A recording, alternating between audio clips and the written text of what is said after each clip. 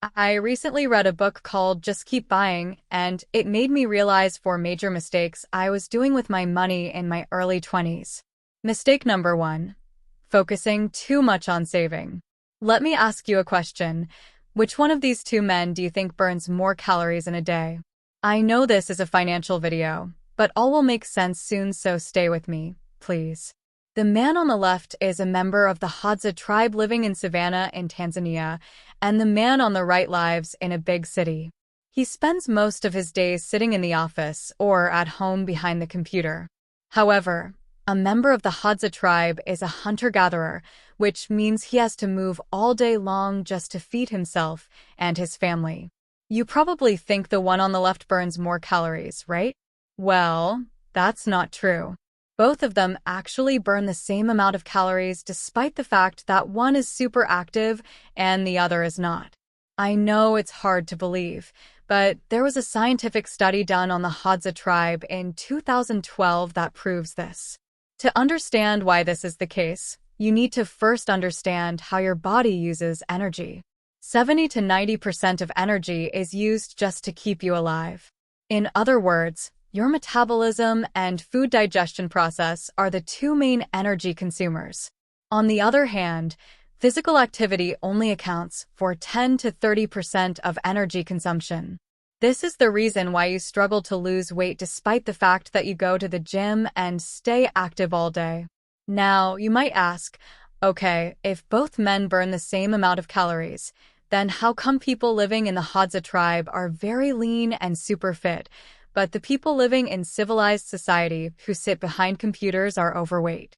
The simple answer is, they just don't overeat as most of us do. For years we've been told that if you want to lose weight, you need to exercise and diet. However, the research done on the Hadza tribe proves that exercising isn't a weight loss tool. It's a nice tool for a healthy lifestyle, like quitting cigarettes is, but it isn't a weight loss tool. Your diet matters the most. Now, why am I telling you all this in a financial video? Well, just like there are two conventional ideas for weight loss, exercise and diet, there are also two conventional ideas for saving more money, cutting costs and increasing income. We just learned that for weight loss, physical activity plays a tiny role, so we need to focus on diet. How about having more money? Would it be possible that one of those two ways is less effective but we've been told to focus on? The answer is yes. Cutting costs isn't the way to go, but still there are tons of articles and books about it. There are two main problems with cutting costs. Number one, cutting costs has a small impact just like exercise has on weight loss. After all, there are only a few things you can cut. When you start going to the gym, you lose a few kilos quite fast, but then it stagnates. A similar thing happens with cutting expenses. Number two, it doesn't work at all for low-income people. There are many people who need to borrow at the end of the month to cover their expenses until their salary arrives. If you earn $1,000 a month but your expenses are $1,100, frankly, where can you cut costs? All this doesn't mean that we have to completely ignore cutting expenses, and the books written about it no cut costs where you can, and monitor your expenses regularly to make sure you're not throwing away money on unnecessary things such as forgotten subscriptions, but use your main energy to increase your income. Of course, increasing your income is much harder than reducing your spending, but it is the most effective way. Mistake number two, focusing too much on investing. The author says, when I started to read financial books, I noticed that there were a few pieces of advice that kept getting repeated, such as keep your fees low, diversify, and invest for the long run. So, as a beginner, I started to follow this advice. After all, they came from reputable investors, such as Warren Buffett. Now, this advice wasn't incorrect, but it made me focus on the wrong things. As a beginner investor, I only had a few thousand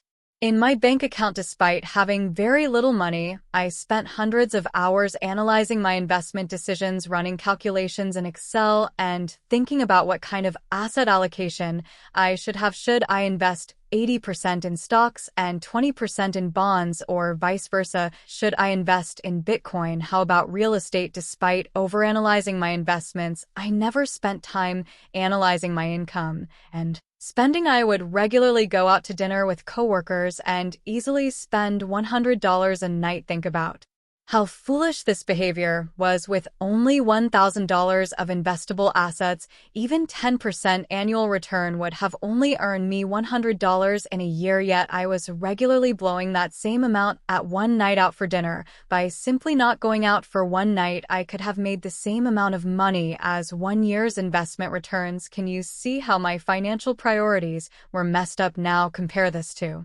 someone with $10 million in investable assets. If they were to see just a 10% decline in their portfolio, they would lose $1 million. Do you think they could save $1 million in a year? Highly unlikely, right? This is why someone with $10 million has to spend a lot more time thinking about their investment choices compared to someone with only $1,000. So, as you can see from this comparison, your focus depends on your current financial situation. If you don't have much money invested, then you should focus on saving and increasing your income. The opposite is true if you have a sizable portfolio. To put it simply, saving is for the poor and investing is for the rich. Here's a question you might ask: how can I find out if right now is the time to focus on saving or investing for me? Here's a simple way. First, find out how much you can comfortably save in the coming year. For example, if you expect to save $1,000 a month, then your expected savings for the entire year should be $122,000. Next, determine how much you expect your investments to bring you in the next year. For example, if you have $10,000 invested and you expect that you will earn a 10% return, then your expected investment earning is $11,000. Finally, compare these two numbers and focus on the one that is higher. If your expected savings are higher, like in the example I just gave, then you need to focus more on saving money and adding it to your investments. However, if the opposite is true, then you should spend more time thinking about how to invest what you already have. If the numbers are in a similar range, then you should focus on both. The general rule is that as you age, your focus should shift from your savings to your investments, because when you are older, you will have more money invested, and that means your returns from investments will surpass your savings. Saving matters a lot early in life. However, later in life, investment dominates. Mistake number 3: sticking to a fixed percentage of saving rate. If you start researching what is the right amount of money you should save, then you will quickly find advice such as save 20% of your income, 10% of your income must go to savings, or you should have this amount saved by this age, and that amount saved by that age. There are two big problems with such advice. First, it assumes that people at all income levels have the ability to save at the same rate, which is not the case. For example, in the USA, earners who are in the bottom 20% save only 1% on the other hand, earners in the top 20% save around 24% of their income annually. The second problem is that it assumes that income is relatively stable over time, which isn't the case. For example, when you are single, the stability of your income depends on you mainly. But once you get married, it's no longer a single person you who has to worry about losing a job, but two people. This means income becomes more unstable as you move from a one-income household to a two-income household. Also, your income and expenses fluctuate at different stages of your life, which is why sticking to a single static amount such as 20% is very difficult. For example, when I was studying at the university, I was also working in a company. Since I was a student, I could stay in a dorm in a shared room and eat at the university cafeteria quite cheaply. This meant that I could easily save 50% of my income. However, once I got married and moved to a flat, I could save only 3% at max. This made me feel terrible because I couldn't save as much as I used to, and that's one of the biggest problems with sticking to a fixed saving rate. If life is dynamic, then why should the saving rate be static? That is why the best saving advice is save what you can. If you're single and can save 40%, then save 40%. If you're married and have kids and can only save 2%, then save 2%. If you follow this advice, then you will experience far less stress and far more overall happiness. In general, money is a stressful topic for many people and one of the most Common financial stressors is whether I can save enough or not. So lesson number 3 is save what you can, and if you'd like to find out how much you should save right at this time in your life, then simply deduct total expenses from total income, then whatever is left is your savings. Mistake number 4, spending my money the wrong way. That there are two extremes when it comes to spending money. One group of people spend money guilt-free and never look at the price tag. Another group, on the other hand, feel guilty and anxious about almost every purchase they make. They try to use every tip and trick to cut costs on everything they buy. Neither of these extremes are good. However, today many financial advisors favor the second group and force you to second-guess everything you buy. They make you feel you continue ChatGPT guilty about everything you buy. You buy a latte and then you regret it, so you start second-guessing everything you buy, and it creates anxiety around spending. This is no way to live your life. Yes, money is important, but it shouldn't alarm you every time you see a price tag. The author provides 2 tips that will allow you to spend without feeling guilty. The first tip is the 2x rule.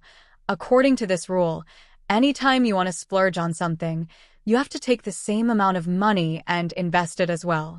The author says this rule works because it removes the psychological guilt associated with purchases, since you also make an equal-sized investment. This rule also helps you to reevaluate the purchase because you are going to save double the amount, half for the purchase itself and half for investing. The second tip is to spend money on the things that maximize your long-term fulfillment.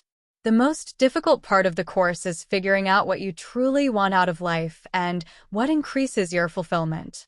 For example, if buying lattes every day increases your productivity and makes you feel great, then according to the author, you should do it. Personally, these days I buy coffee almost every day from Starbucks. I used to feel super guilty about spending $5 on coffee. For a while, I even stopped going to Starbucks, but soon realized that it was a mistake. First of all, I get distracted a lot if I work from home. I am more productive if I work from Starbucks. Starbucks also replaces the need for me to rent an office, because every time I buy coffee, I work there for at least 4 hours. So for me, buying coffee at Starbucks helps me to be productive and increases my fulfillment. For you, it might be something else that you can easily justify the cost. Of course, we can all use false justification to convince others, but we can't lie to ourselves. Deep down, you will know when the cost isn't justified. This sounds cliché, but the best spending method is the one that fits you personally. You need to take the time to analyze your expenses to find out which ones increase your happiness and which do not. Research shows that spending money in the following ways is most likely to increase your overall happiness: buying experiences, treating yourself on occasion, buying extra time, paying up front, such as an all-inclusive vacation, spending on others, etc. One final tip on spending, which is very similar to the one we just discussed, is from one of my favorite authors, R.I.T. Sethi. His advice is to spend extravagantly on the things you love and cut costs mercilessly on the things you don't. For me personally, this is the best spending advice I have ever received, and I still use it today.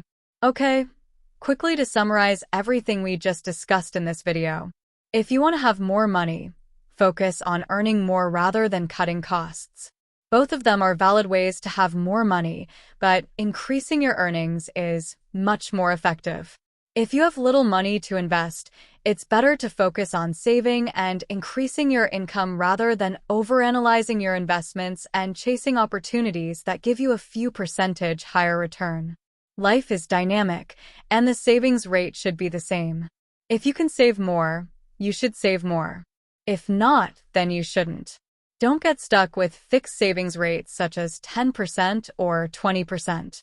The best spending method is the one that fits you. Figure out what makes you happy and spend more on that, and cut costs on other things that don't add any value to your life. Thanks for watching.